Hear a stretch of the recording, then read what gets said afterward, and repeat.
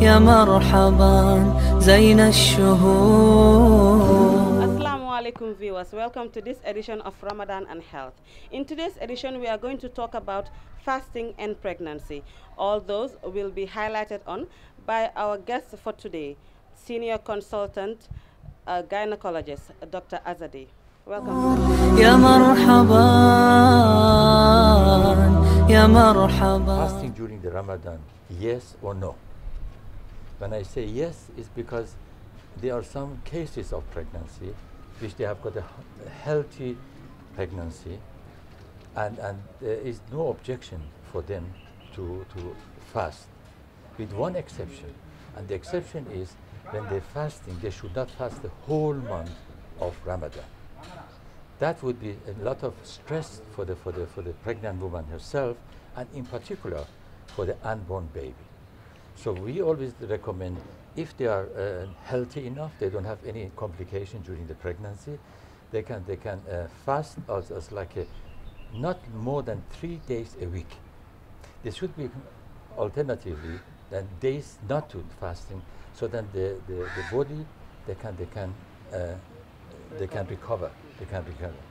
So yes, there are cases to do it, but there are cases which I would suggest better not to do it, because if they do, and then they will end up not only harming themselves, and I repeat again, they will harm the unborn baby, then they are not knowledgeable about it. Okay. So when we're talking about the whole pregnancy is like a 40 weeks or 10 months. We divide in pregnancy of three months. The first 3 months, second, and the third 3 months.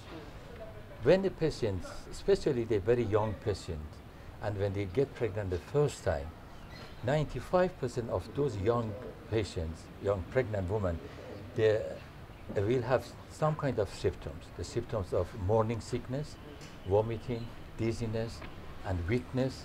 And you can imagine if that first of the months of pregnancy, when this young girl, young patient fasting, they put far more stress to her on their condition, which is already under the stress.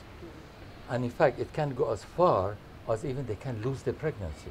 How many times we come the patient after like a very 6 weeks, 8 weeks, 10 weeks pregnant, and insist to fast, and then end up to losing the pregnancy. Why?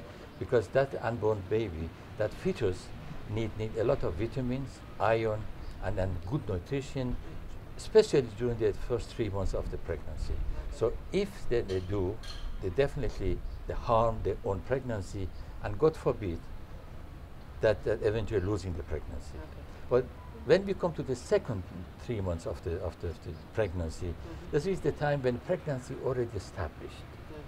When the pregnancy is established, and then patient has recovered from all those symptoms they have.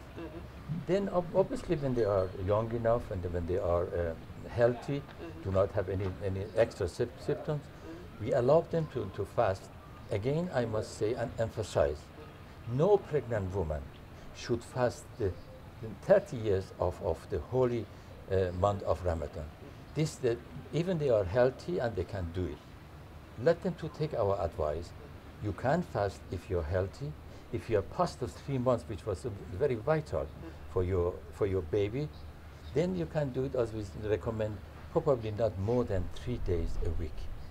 There is always a recovery for them not to end up with complications.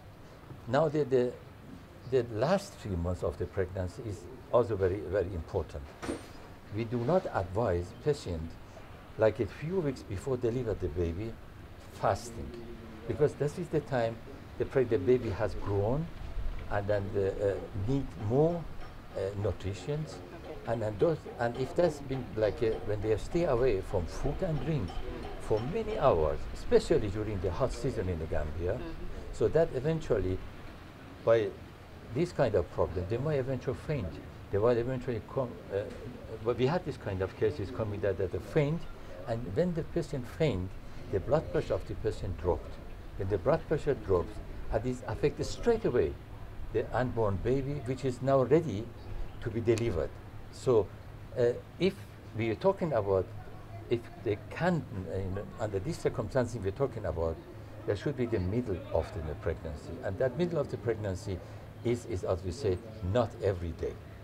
Well, I am a Muslim myself, like you, so we know that Islam is a very, very friendly and very justified religion. And in religion, it means Islam, if because of some reason, look, think of during the menstrual period, they should not fast. But the good thing in Islam is, do not feel bad about it. You pay them back. The time you have, because of some problems, health problems, or even some domestic problem, and a problem which you get you in stress, do not force yourself to fast. If you do it, I don't think even you would do the favor for God, because God and Islam wants us to be healthy, and we only can do it when we can do it, but we're not forcing ourselves. And when the time comes, we you know, those problems has solved, you are back to your normal life. Why not? You can pay back, and then you should not feel bad about it. So this is what we, as a Muslims and as obstetricians, recommend to the women to take out our advice. And in fact, before any woman wants to fast, because they go to antenatal clinic, they should ask the doctors or nurses they go to, do you think I can fast? The nurse and the doctor, they will take the blood, they check about the blood sugar, check the blood pressure, and when everything is normal, and they said, okay, do not fast the whole month, fast 14, 15 days during the whole month, and then when you're delivered, after you're breastfeeding, hopefully we are going to talk about breastfeeding and fasting as well. There are some advice we have to say. Then we allow them to pay back, and they should not really feel bad about it. I hope everyone watching this program, in particular if they have any pregnant mothers, pregnant women at home, just to you know, pass on this message to say, please do not put yourself in stress, and then listen to what we just said today. And if you have any question and any problem, you can go to the doctors, to the nurses, and they can help you with what you're suffering from, and they will give you a good advice. Well, viewers, that's all we had for you in this edition of Ramadan and Health. Join us next week with Dr. Azadie to talk about breastfeeding and fasting. Till we come your way next week, inshallah. Salam. يا مرحبا زين الشهور.